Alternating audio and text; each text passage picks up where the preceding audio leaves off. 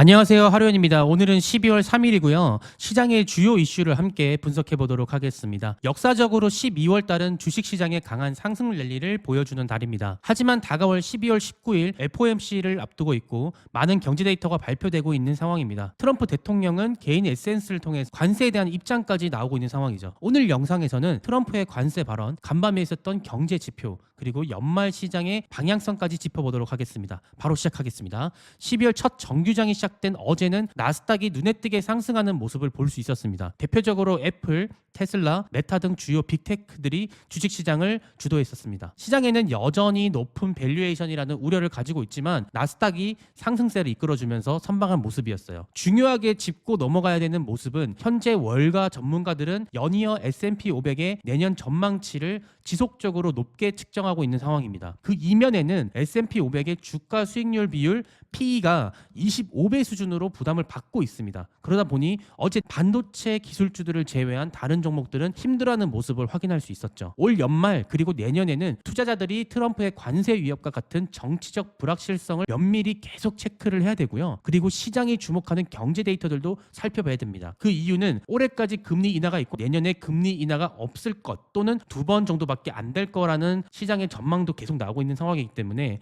앞으로 어떻게 흘러갈지 집중해서 봐야 되는 상황이죠. 자, 트럼프 대통령의 발언을 좀 봐야 될 것 같습니다. 지난 1일 트럼프는 개인 소셜미디어를 통해서 브릭스 국가들이 달러 패권에 지속적인 도전, 나는 100% 관세를 부과하겠다라는 강경한 메시지를 던졌어요. 여기서 말하는 브릭스는 브라질, 러시아, 인도, 중국, 남아공과 같은 경제 연합체를 말하는 거죠. 최근에는 이들이 자체 결제 시스템을 구축하고 위안화를 중심으로 한 결제까지 확대하겠다는 논의를 했어요. 그 모습을 보고 트럼프는 미국은 더 이상 지켜보지만 않겠다라는 메시지를 SNS를 통해서 보여준 거죠. UBS에 따르면 달러는 여전히 글로벌 외환 보유고의 60%를 차지하고 있고 무역 금융의 84%를 지배하며 결제 통화의 47% 이상을 차지하는 압도적인 패권을 여전히 유지하고 있다라고 얘기를 했어요. 그래서 브릭스는 별로 위협이 되지 않다라고 이렇게 말하는 거지만 트럼프의 성격상 크기 전에 밟으려고 하는 것 같아요. 달러 패권을 지키기 위한 트럼프의 모습은 미국이 수입 수요를 협상 도구로 적극 활용하려고 하는 모습을 보여준다라고 전문가들은 말하고 있다는 거죠. 앞으로 4년 동안 트럼프는 관세 위협을 통해서 이런 것들을 좀 밟으려고 하는 것 같아요. 다음은 경제 데이터가 또 많이 나왔으니까 살펴보지 않을 수 없겠습니다. 자, 어제 밤 11시 45분부터 발표됐었는데요. 어제 발표된 제조업 PMI를 살펴보면 11월 PMI는 48.4로 상승하면서 월가의 예상치를 상회했습니다. 특히 신규 주문 지수가 50을 돌파하며 지난 3월 이후 처음으로 확장 국면에 진입했다라는 모습을 확인할 수 있었어요. 이뿐만이 아니라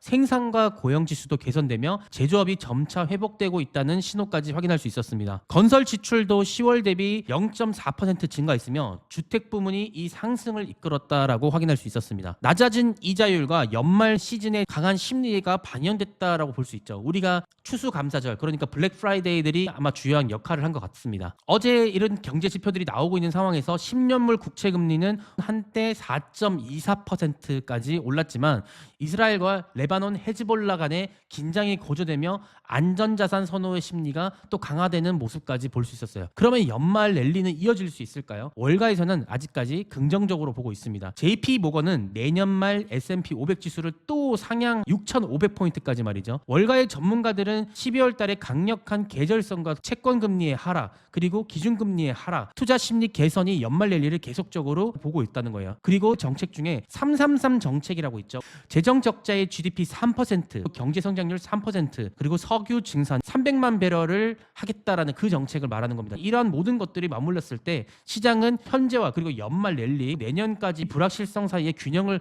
잡을 거라고 보고 있는 거예요. 제조업의 회복은 좋은 긍정적인 모습을 보여주고 그 영향을 끼칠 것입니다. 하지만 12월 19일 금리 발표 이후에 제롬 파월 연준 의장의 인터뷰를 절대 놓칠 수 없습니다. 우리는 경제 시장을 계속 면밀히 체크하면서 금리가 어떻게 결정되고 금리가 결정되는데 어떤 영향을 끼칠지를 보면서 데이터를 계속 봐야 된다는 거죠. 차트만 보고는 매매를 제대로 할 수는 없습니다. 하지만 우리가 경제 시장을 보면서 좋은 기술적 차트를 갖고 간다면 투자 성과도 얻을 수 있겠죠. 오늘 시황 브리핑은 여기까지입니다. 좋아요와 구독, 알림 설정 잊지 마시고요. 더 알찬 내용으로 찾아뵙겠습니다.